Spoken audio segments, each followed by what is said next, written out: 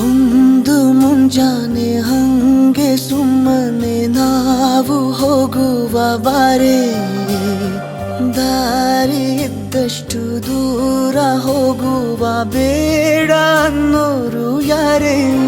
ನನ್ನ ತಾರೆ ನಿನ್ನ ಮೇಲೆ ಗೋಲಿ ಆಡ್ತಿದ್ದ ವಯಸ್ಸಲ್ಲೇ ಪ್ರೀತಿ ಶುರುವಾಗೋಯ್ತು.